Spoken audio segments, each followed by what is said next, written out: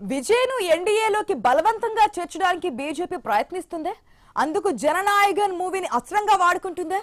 కరూర్ తొక్కిసలాట ఘటనను యూజ్ చేసుకుంటుందే? ఈ ప్రశ్నలకు ప్రస్తుతం జరుగుతున్న పరిణామాలే ఉదాహరణ అంటున్నారు విశ్లేషకులు.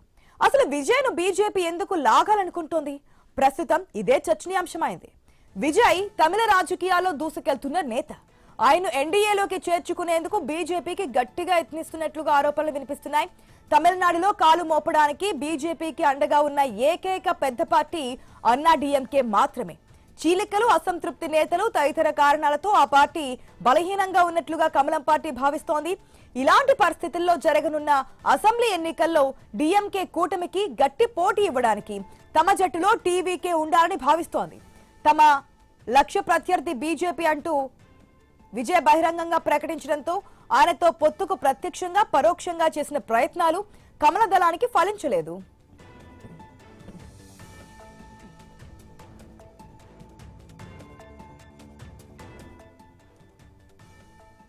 సెన్సార్ బోర్డు ద్వారా జననాయగన్ రిలీజ్ కు ఇబ్బందులు పెట్టి తద్వారా విజయ్ను దిగి వచ్చేలా చేసేందుకు ప్రయత్నిస్తుందని ఆరోపణలు వినిపిస్తున్నాయి. కరూర్ జిల్లా తొక్కిసలాట ఘటన వ్యవహారంలోనూ ఇరకాటంలో పెట్టి పొత్తుకు ఒప్పించడానికి బీజేపీ యత్నిస్తుందనే అభిప్రాయాలు కూడా వినిపిస్తున్నాయి. ఇక జననాయగన్ వ్యవహారంలో బీజేపీపై సీఎం స్టాలిన్ సైతం విమర్శలు గుప్పించారు. సిబిఐ, ఈడీ, ఐటీ జాబితాలో ప్రస్తుతం సెన్సార్ బోర్డును కూడా చేర్చి దుర్వినియోగం చేస్తుందన్నారు. డీఎంకే కూటమిలోని కాంగ్రెస్ తన నిరసన గళాన్ని మరింత బలంగా వినిపించింది. ఈ ఆరోపణలను బీజేపీ ఖండించింది.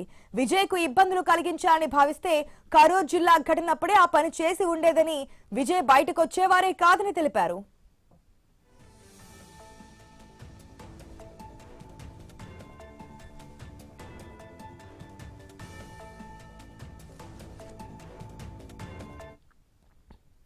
కరూర్ జిల్లా తొక్కిసలాట దుర్ఘటన తర్వాత బీజేపీ వ్యవహారంలో విజయ్ వెనకడుగు వేసినట్లుగా పలువురు భావిస్తున్నారు.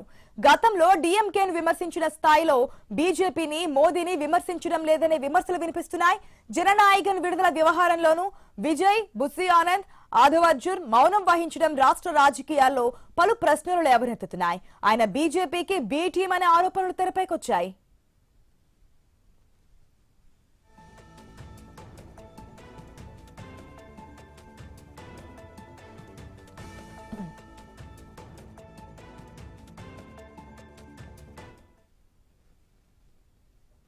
ప్రజల కోసమే చట్టాలు గాని చట్టాల కోసం ప్రజలు కాదని గతంలో మాస్టర్ ఆడియో ప్రోగ్రామ్ లో విజయ్ అన్నారు. ఆ తర్వాతే చిత్ర సహనిర్మాత లలిత్ జైన్ లక్ష్యంగా సోదాలు జరిగాయి. విజయ్ నోరు తెరిస్తే ఇలాగే ఇబ్బందులుంటాయని అప్పట్లో బీజేపీ సర్కార్ చెప్పకనే చెప్పిందనే అభిప్రాయాలు కూడా వినిపించాయి. అయితే బీజేపీ అగ్రనేతల తరపున ఆ పార్టీ నేతలు విజయ్ కు హితోపదేశం చేసినట్లుగా సమాచారం.